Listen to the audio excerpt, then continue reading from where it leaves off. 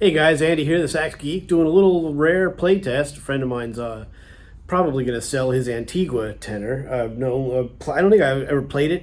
He sounds good on it. It's a pretty nice horn. We'll take a quick look at it. So here's the Antigua. I don't really know what these go for. They don't go for a lot.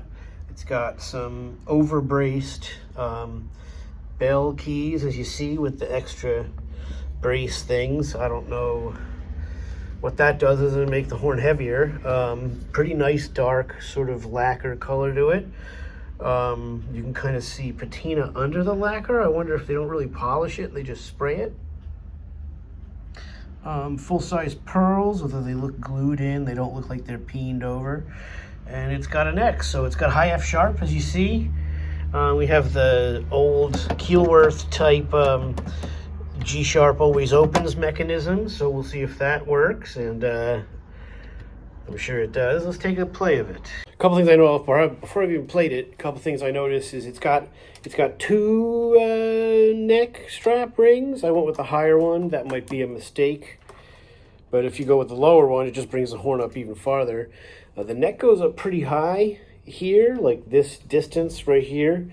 Compared to a vintage horn, at least compared to the Mark VI anyway. And when I close the keys, I notice that G is pretty high up, which isn't awful. It just takes a little getting used to compared to an old horn. But these are all they seem pretty evenly in line. Pads feel nice. Not much was done to this horn. The guy that I know that has it, my good friend Bill, he plays it as a backup horn. He's also got some really nice vintage backup horns. He's worked hard. He's got some good horns. They're expensive. You have to work a lot to achieve those things, as we all know. So this is the Antigua. Doesn't give us what says ProOne saxophones. Antigua. So ProOne model.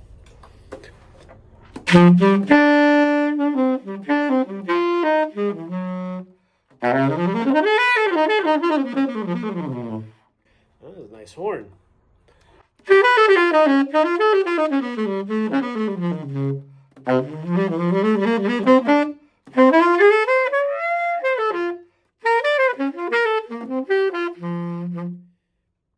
For how I played, that's pretty in tune. That's reasonable. It's not so bad.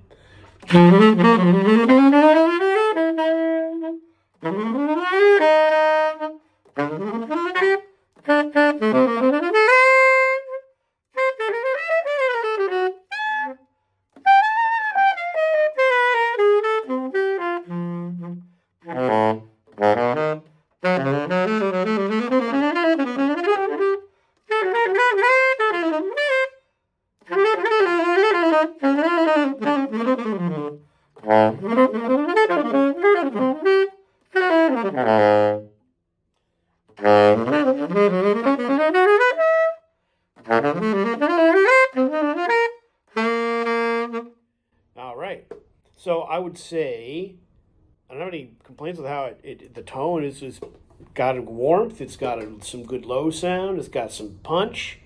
It's a little edgy, and push it in the upper register, and it's got that thing.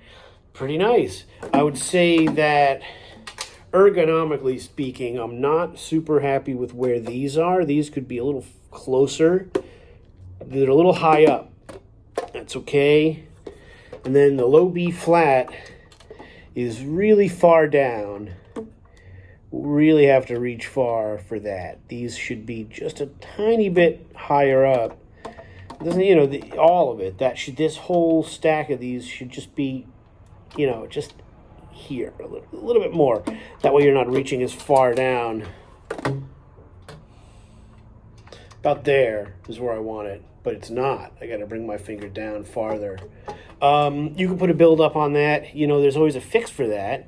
And considering it's probably a $3,500 horn, maybe it's worth having to fix the little things like that just to get it, And these can be adjusted. If you have a good repair guy, all the heights of all these things can be adjusted. This is probably pretty much how it came. And so let's try a little more on it. Here's a tune I've been trying to learn.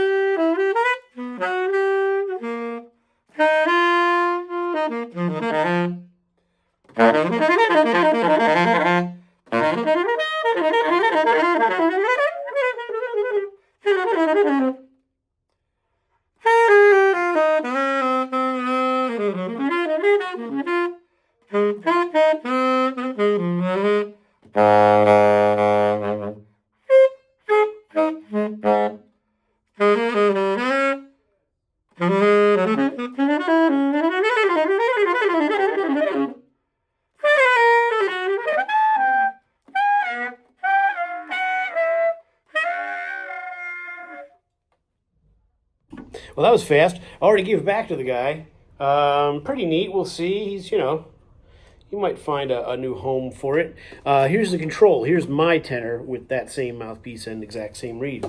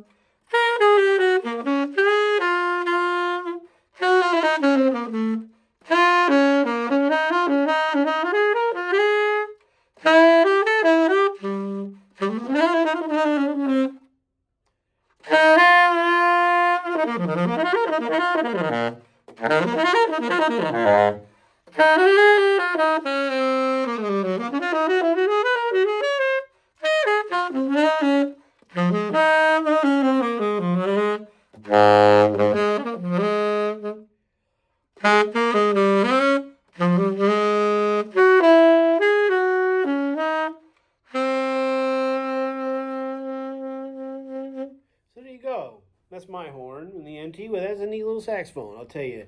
If they're not too expensive, I don't see why you wouldn't go with one of those. Pretty nice darn sound. And all that ergonomic stuff you can have adjusted, for height, not necessarily, you can't change where these are, but you can change the height of them, and certainly these ones that I didn't like too much, you could have them moved a little bit. Most repairmen will accommodate you on that kind of thing, and that's just the way it is. So anyway, kind of a neat saxophone, Antigua ProOne, I guess, whatever. He's had that for a while. It's a good backup horn, I think. It plays pretty good. Bigger sound than this, really. This is more focused and that kind of thing, and it's more ergonomically better. You can always take a really nice old horn like this and find another horn that has something else going on, because they're all so different. So, I really like this particular Mark VI, and I like playing other old horns. I like trying different things, and that was a pretty neat saxophone. I think if considering if you had to go on the road, or if you were an alto player looking to get into tenor or something like that, really a good horn option.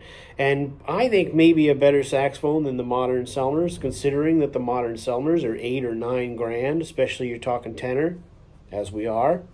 So I would say those are factors, you know. So this has been Saxophone Geek. Hope you like this little impromptu playtest video. I don't do a lot of that kind of stuff. I know people like that stuff. Let me know if you liked it. And it's hard to commit to putting a lot more videos up, you know, because I don't like to kick the tires too much. I like to play what I have and that kind of stuff. You know, a lot of people do a lot of, played this mouthpiece, that mouthpiece, this, whatever. But ultimately, I kind of go with what I like, and I think that there's some value in that. At least there is for me, because that's what works for me. And you got to find what works for you. And that's what we're all doing. So this has been Saxophone Geek. Happy fall to you. It's fall right now. Getting into it. And so have a good all that stuff. And let me know your thoughts on that Antigua. Go back and A/B it to this, and well, let me know what you think. And thanks. Saxophone Geek. All right. Play well.